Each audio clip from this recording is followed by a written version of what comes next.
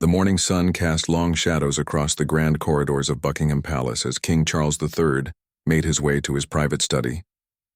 The weight of recent decisions pressed heavily on his mind, particularly one that would soon send shockwaves through the royal household. For weeks he had been contemplating a move that would honor his daughter-in-law Kate, the Princess of Wales, in a way that had never been done before for someone in her position. Charles had always admired Kate's dedication to the monarchy. Since marrying Prince William in 2011, she had transformed from a commoner into one of the most beloved members of the royal family. Her grace under pressure, her commitment to charitable causes, and her natural ability to connect with people from all walks of life had not gone unnoticed. The king believed it was time to formally recognize her contributions with something truly special. The honor he had in mind was the Royal Victorian Order, but not just any level of this prestigious decoration. Charles intended to grant Kate the highest rank possible for someone in her position, making her a Dame Grand Cross of the Royal Victorian Order. This distinction was reserved for those who had rendered extraordinary service to the sovereign, and it would place Kate among an elite group of individuals who had received such recognition. What made this decision particularly significant was the timing and the circumstances surrounding it. Queen Camilla had been expecting to receive additional honors herself, given her recent elevation and her years of service alongside Charles. Palace insiders whispered that she had been hoping for recognition that would further cement her position as queen, consort, and distinguish her from other members of the royal family. The king's private secretary had prepared all the necessary paperwork for the announcement, which would be made during the upcoming state banquet, honoring a visiting foreign dignitary. The timing seemed perfect, as it would give Kate's honor maximum visibility and demonstrate the monarchy's appreciation for her work on the international stage. However, Charles had not yet informed Camilla of his decision. He knew that his wife had her own expectations about royal honors and precedence, and he was uncertain how she would react to Kate receiving such a prestigious award. The delicate balance of relationships within the royal family meant that every decision had to be carefully considered, not just for its immediate impact but for its long-term consequences. As the king sat in his study, reviewing the final details of the honor, he couldn't help but reflect on how much the monarchy had changed since his mother's reign. Queen Elizabeth II had been a master of managing family dynamics while maintaining the dignity and traditions of the crown. Now, as king, Charles faced similar challenges, but with the added complexity of modern media scrutiny and changing public expectations. The decision to honor Kate was not made lightly.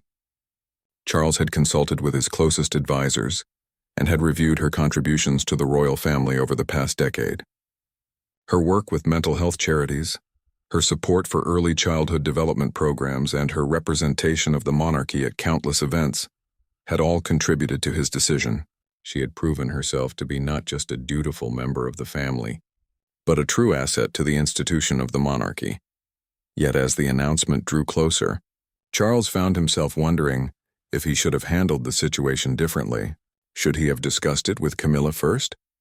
Should he have found a way to honor both women simultaneously? These questions weighed on his mind as he prepared to move forward with his decision. The king knew that the announcement would generate significant media attention and public discussion. Kate's popularity with the British public meant that the honor would likely be well received, but he also understood that any perceived slight to other family members could create unwanted controversy. The royal family had worked hard to present a united front, and Charles was determined not to let this decision create divisions within the household. As evening approached, Charles made his final preparations for what would become one of the most talked-about royal announcements of his reign. The honor for Kate was set in motion, and there would be no turning back. The consequences of this decision would soon unfold, setting the stage for a royal drama that would captivate the public and test the relationships within the House of Windsor. The next morning brought an unexpected turn of events that would change everything. Queen Camilla had awakened early, as was her custom, and was enjoying her morning tea in the Queen's private sitting room when her lady-in-waiting approached with a concerned expression. A leaked document had found its way to several major newspapers, revealing details about the king's intention to honor Kate with the Dame Grand Cross of the Royal Victorian Order. Camilla's reaction was immediate and visceral. The delicate china teacup trembled in her hands as she read the newspaper headlines that screamed about Kate's upcoming honor. What stung most was not just the honor itself, but the fact that she had learned about it through the media rather than from her husband directly. The feeling of being blindsided by such an important decision sent waves of anger and hurt coursing through her. The queen consort had always been acutely aware of her position within the royal family hierarchy. Having waited decades to marry Charles and finally become queen, she had hoped that her role would be more prominently recognized and celebrated. She had worked tirelessly to rehabilitate her public image after the turbulent years following Diana's death, and she believed her efforts deserved formal acknowledgement. Palace staff members began to notice the tension immediately. Camilla's usual warm demeanor was replaced by a cold formality that made everyone uncomfortable. Her scheduled meetings for the morning were abruptly cancelled, and word quickly spread through the palace that the queen was not to be disturbed unless absolutely necessary.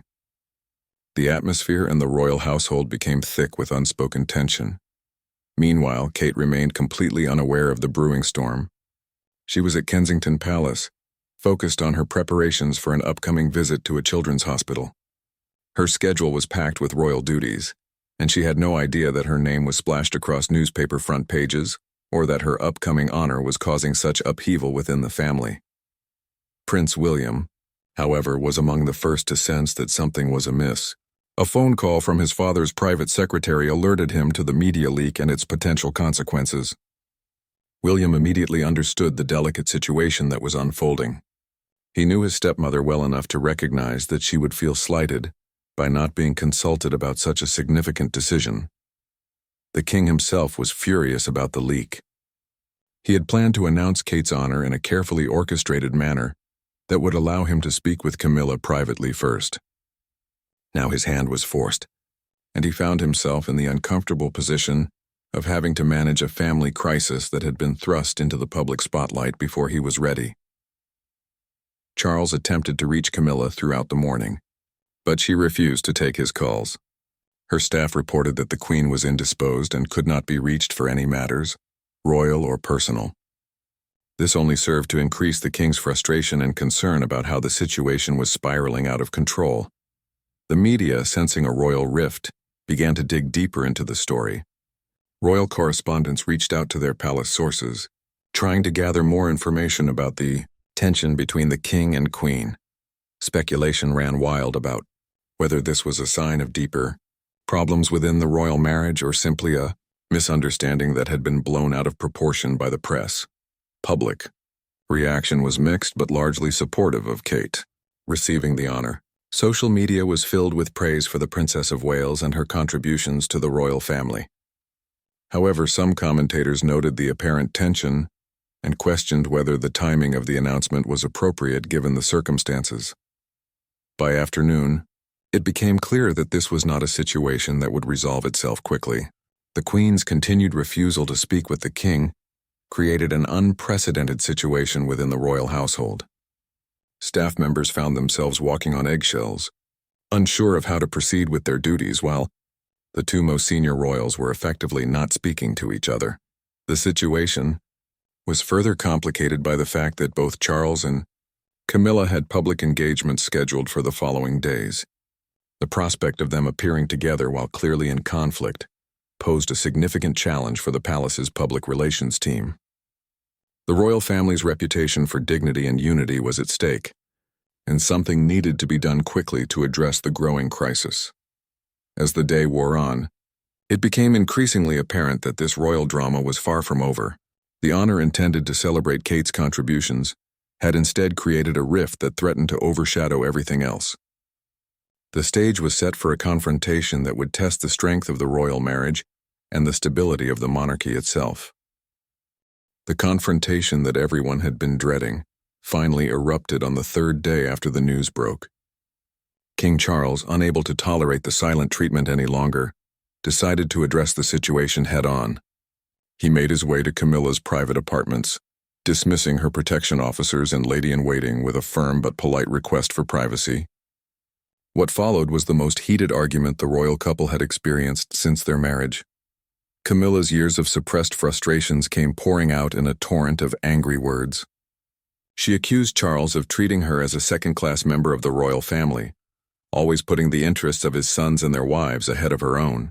The honor for Kate, she argued, was just the latest example of how she was consistently overlooked, despite her years of loyal service to the crown.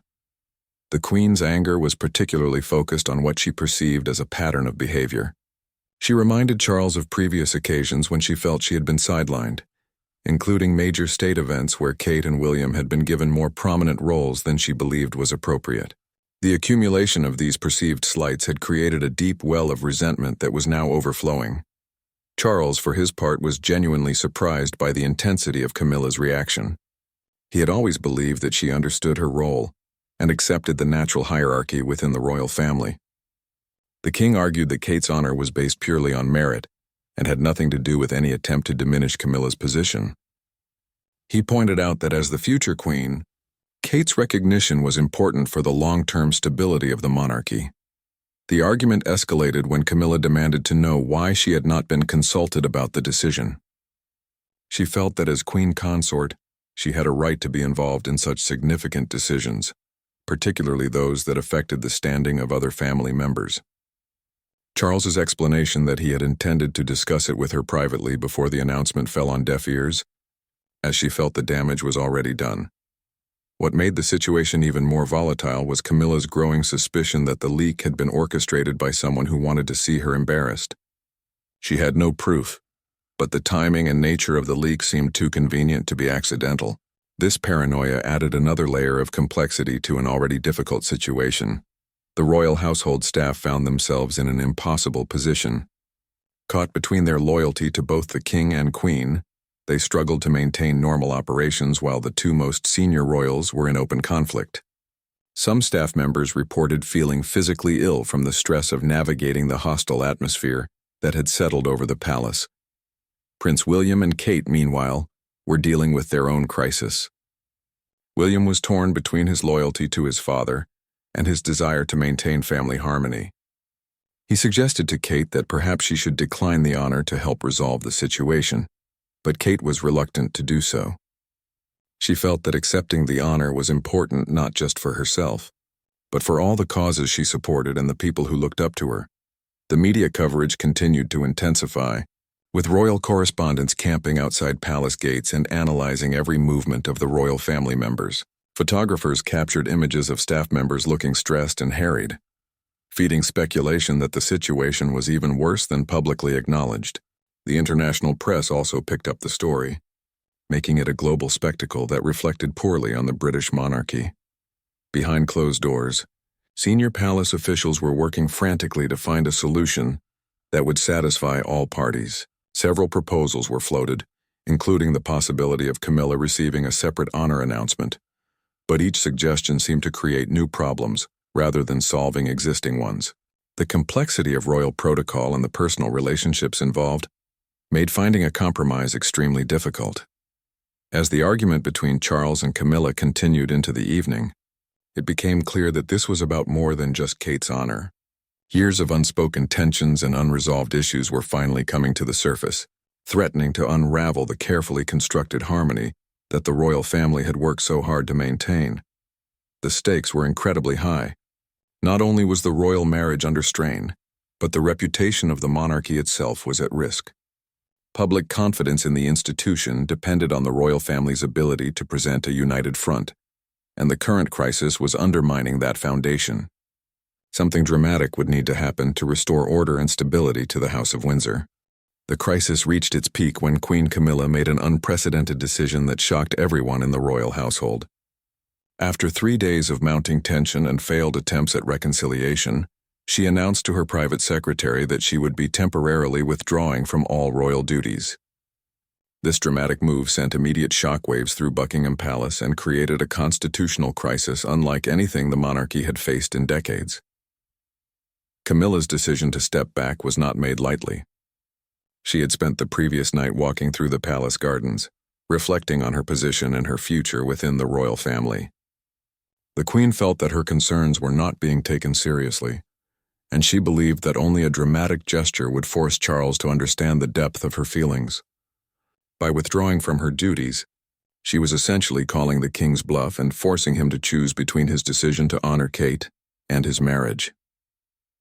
The immediate practical implications were staggering. Camilla had dozens of engagements scheduled over the coming weeks, including several high-profile international visits that were crucial for British diplomatic relations.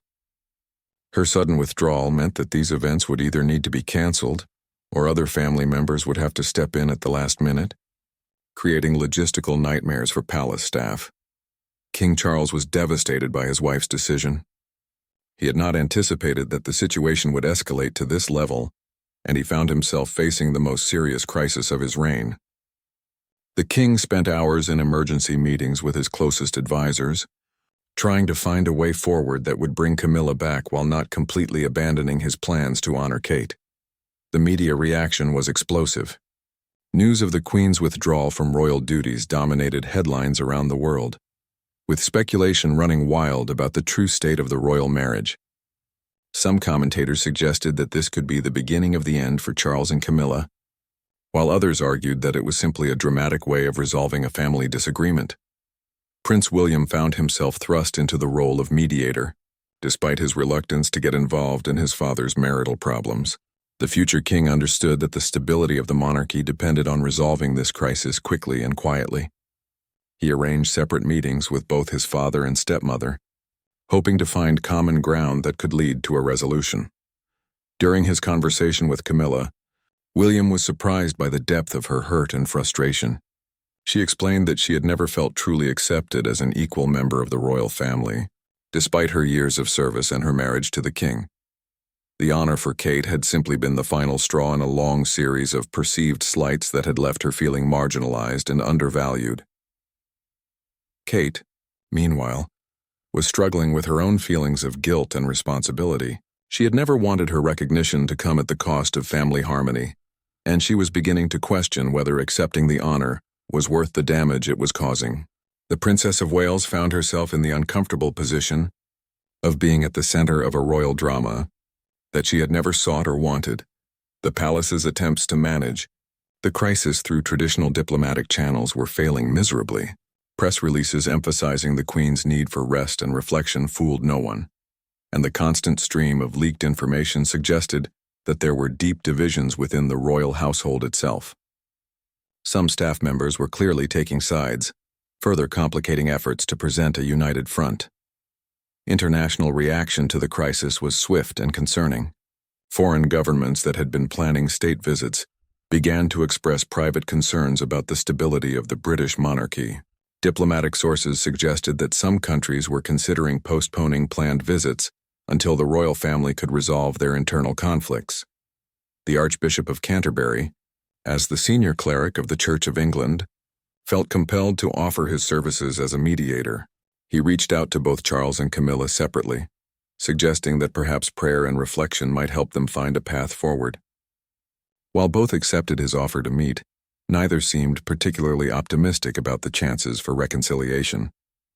As the fourth day of the crisis dawned, it became clear that something dramatic would need to happen soon. The royal family could not continue to function with the Queen Consort effectively on strike, and the damage to the monarchy's reputation was growing with each passing hour. Palace insiders began to whisper about the possibility that one side or the other would need to make a significant concession to break the deadlock. The situation had evolved far beyond a simple disagreement about honors and recognition. It had become a fundamental test of the royal marriage and the future direction of the monarchy. The resolution of this crisis would set important precedents for how the royal family handled internal conflicts, and would likely influence the dynamics within the House of Windsor for years to come. The turning point came from an unexpected source when Princess Anne, the king's sister, decided to intervene in the crisis. Known for her direct approach and no-nonsense attitude, Anne had been watching the drama unfold with growing frustration. She believed that the situation had gone on long enough and that both her brother and sister-in-law were behaving in ways that were damaging to the monarchy they had sworn to. Sir Anne's intervention began with a private conversation with Camilla that lasted nearly 3 hours. The Princess Royal had always maintained a cordial but somewhat distant relationship with her sister-in-law, but she felt that the current crisis required her to speak plainly about the realities of royal life. Anne explained that feeling undervalued or overlooked was part of the territory for all members of the royal family, and that personal grievances could not be allowed to overshadow their duty to the crown. What made Anne's words particularly powerful was her own experience of being overshadowed by more glamorous family members throughout her career. She had watched her brothers receive more attention and recognition, while she quietly carried out her royal duties with dedication and professionalism. Anne's message to Camilla was clear. The monarchy was bigger than any individual member's feelings, and personal disputes needed to be resolved privately rather than played out in public. The conversation with Anne seemed to have a profound effect on Camilla. For the first time since the crisis began, she began to see the situation from a broader perspective. The Queen realized that her withdrawal from royal duties was not just affecting her relationship with Charles, but was actually damaging the institution that she had worked so hard to serve. The thought that her actions might be harming the monarchy troubled her deeply. Meanwhile, Anne also had a frank discussion with her brother Charles. She reminded the king that leadership sometimes required making difficult personal sacrifices for the greater good. While she supported his decision to honor Kate, Anne argued that the way he had handled the situation showed a lack of consideration for his wife's feelings and position within the family. Anne's criticism hit home because Charles had always respected his sister's judgment and valued her counsel. The Princess Royal had a reputation for speaking truth to power, and her assessment of the situation forced the king to reconsider his approach. He began to understand that his failure to consult Camilla about Kate's honor had been not just a personal slight, but a political mistake that had undermined his wife's authority as queen consort. The breakthrough came when Anne proposed a solution that addressed both the immediate crisis and the underlying issues that had caused it. She suggested that Charles should publicly acknowledge his mistake in not consulting Camilla about Kate's honor, while simultaneously announcing that the queen consort would receive her own significant recognition for her years of service to the crown. This proposal required careful negotiation and compromise from all parties. Charles would need to swallow his pride and admit that he had handled the situation poorly. Camilla would need to accept that Kate's honor would proceed as planned, but with the understanding that her own contributions would also be formally recognized. Kate would need to accept that her moment of recognition would be shared with her stepmother-in-law. The details of Anne's proposed solution were worked out over several intense meetings involving the king's closest advisors and representatives for both Camilla and Kate. The plan called for a joint announcement that would frame both honors as part of a broader recognition of the contributions made by the female members of the royal family. One of the most delicate aspects of the negotiations involved the specific honor that Camilla would receive. It needed to be significant enough to demonstrate that she was valued and respected, but not so grand that it would overshadow Kate's recognition or seem like an obvious attempt to appease her. After much discussion, it was decided that Camilla would be appointed to the Order of the Garter, one of the oldest and most prestigious chivalric orders in Britain. The timing of the announcements was also carefully orchestrated. Rather than making the announcements separately, which might have suggested that Camilla's honor was an afterthought, both recognitions would be announced simultaneously as part of a coordinated celebration of royal service. As news of the potential resolution began to circulate within palace circles, there was a palpable sense of relief among staff members who had been caught in the crossfire of the royal dispute. The prospect of returning to normal operations was welcomed by everyone from senior advisors to housekeeping staff who had been affected by the tense atmosphere.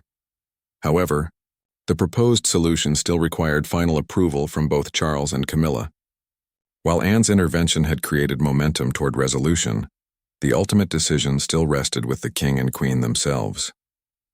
The success or failure of this carefully crafted compromise would determine whether the royal family could move forward united or whether the damage from this crisis would have lasting consequences for the monarchy. The reconciliation between King Charles and Queen Camilla was as dramatic as their conflict had been. After 5 days of tension that had gripped the entire royal household, the couple finally met in the king's private study for what would prove to be the most important conversation of their marriage. The weight of the monarchy's future hung heavy in the air as they faced each other across the ornate mahogany desk that had once belonged to King George VI. Charles began the conversation with something he rarely did: a heartfelt apology. The king acknowledged that his failure to consult Camilla about Kate's honor had been not just a personal oversight, but a fundamental breach of respect for her position as queen consort. He admitted that in his enthusiasm to recognize Kate's contributions, he had lost sight of the importance of maintaining unity and communication within the royal family. Camilla's response surprised even herself. Instead of the anger that had sustained her for days, she felt a profound sadness about how the situation had unfolded. She explained to Charles that her reaction had not really been about Kate's honor, but about feeling invisible and undervalued within the family structure. The Queen revealed that she had often felt like an outsider looking in, despite her years of service and her marriage to the king. The conversation that followed was unlike any they had shared before. Both Charles and Camilla spoke openly about their insecurities, their hopes for the monarchy, and their fears about their legacy. The king confessed that he sometimes felt overwhelmed by the weight of his new responsibilities, and that he relied heavily on Camilla's support, even when he failed to show it properly. What emerged from this honest exchange was a deeper understanding of each other's perspectives and needs. Charles realized that Camilla's position as queen consort was more precarious than he had understood, and that she needed regular reassurance and recognition to feel secure in her role. Camilla, in turn, came to appreciate the enormous pressure her husband faced in trying to modernize the monarchy while maintaining its traditions. The breakthrough moment came when Charles presented the solution that Princess Anne had helped craft. As he outlined the plan for both women to receive honors simultaneously, Camilla was moved by the thought and consideration that had gone into addressing her concerns. The proposal for her to receive the Order of the Garter was particularly meaningful, as it represented one of the highest honors the sovereign could bestow. However, Camilla's acceptance of the compromise came with conditions. She insisted that there needed to be better communication protocols within the royal family to prevent similar misunderstandings in the future. The Queen also requested that she be given a more prominent role in decision-making processes that affected the royal family's public image and internal dynamics. Charles readily agreed to these conditions, recognizing that they were not unreasonable demands but necessary reforms that would strengthen the monarchy. He proposed the establishment of a regular family council that would meet monthly to discuss upcoming decisions and ensure that all senior royals felt informed and consulted about important matters. The physical reconciliation between the couple was deeply emotional. After days of cold silence and bitter words, they embraced with a relief and tenderness that reminded them both of why they had fought so hard to be together in the first place. The king and queen had weathered many storms during their long relationship, but this crisis had tested their bond in ways that neither had anticipated. News of the reconciliation spread quickly through the palace, bringing immediate relief to staff members who had been walking on eggshells for days. The atmosphere in the royal household transformed almost instantly, with people returning to their normal duties with renewed energy and optimism. Even the palace dogs seemed to sense that the tension had lifted, returning to their usual playful behavior after days of staying close to their quarters. The challenge now was to present this resolution to the public in a way that would restore confidence in the royal family without admitting to the full extent of the crisis. Palace communications teams worked around the clock to craft statements that would explain the joint honors announcement while maintaining the dignity and mystique of the monarchy. Kate and William were among the first to be informed of the resolution. Both expressed relief that the family crisis was over and gratitude for the way their concerns had been addressed. Kate, in particular, was pleased that her honor would be shared with Camilla, as she had never wanted to be the cause of family discord. As preparations began for the formal announcement of both honors, there was a sense of cautious optimism within the royal household.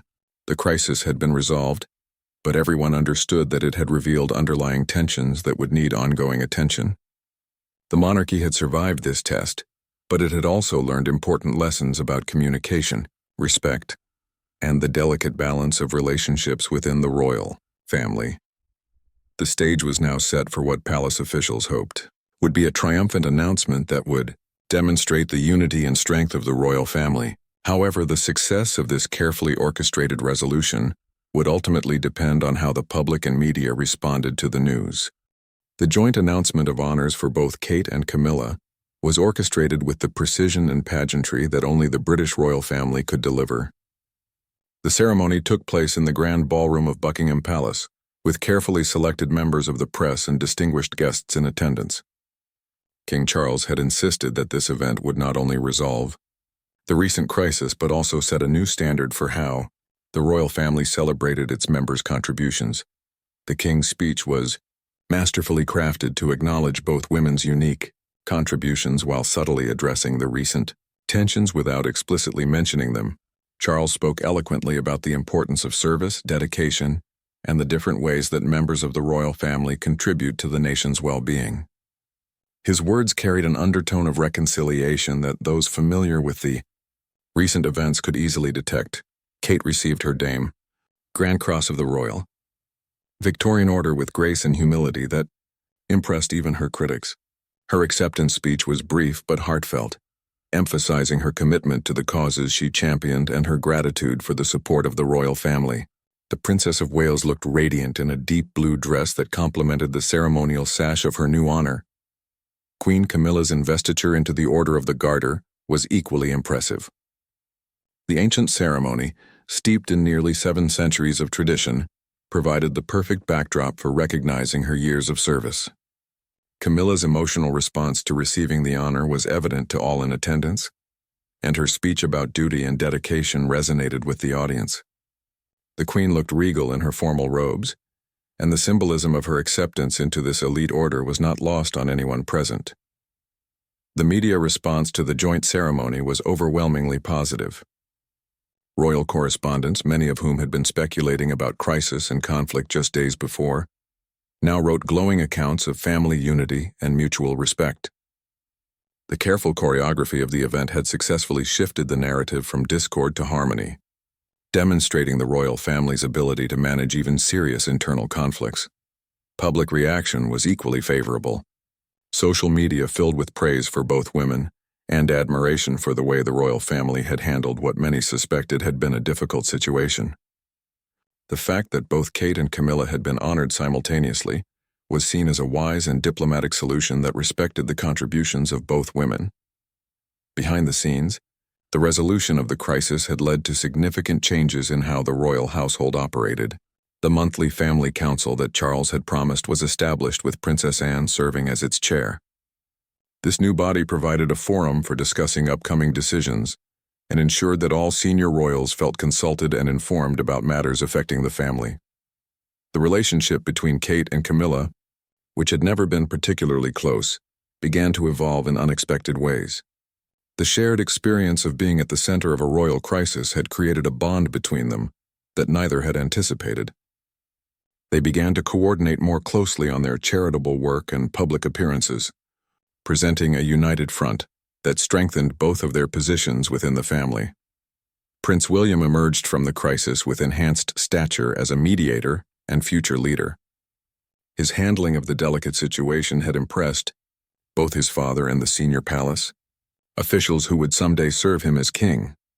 The experience had also taught him valuable lessons about managing family dynamics that would serve him well in his future role. The long-term impact of the crisis and its resolution extended far beyond the immediate participants. Palace staff had learned the importance of discretion and loyalty during difficult times, while also seeing how quickly situations could spiral out of control. New protocols were established for handling sensitive information and managing communications during family conflicts. International observers noted how effectively the British royal family had managed the crisis. Foreign monarchies and Republican governments alike took note of the way internal discord had been transformed into a display of unity and strength. The successful resolution enhanced the reputation of the British monarchy and demonstrated its resilience in the face of modern challenges. As months passed, the events of those dramatic 5 days became part of royal family lore. The crisis that had once threatened to tear the family apart had ultimately strengthened their bonds and improved their communication. Both Kate and Camilla continued to excel in their royal duties, their new honors serving as constant reminders of their valued contributions to the monarchy. King Charles reflected often on the lessons learned during those difficult days. The crisis had taught him the importance of consultation and communication in leadership, lessons that influenced his approach to ruling for years to come. The near disaster had become a turning point that ultimately made the royal family stronger and more united than ever before. The story of the royal shock that could have destroyed the House of Windsor instead became a testament to the power of family, forgiveness, and the enduring strength of an institution that had survived for over 1,000 years. The monarchy emerged from the crisis not weakened but renewed and recommitted to the principles of service and unity that defined its very essence.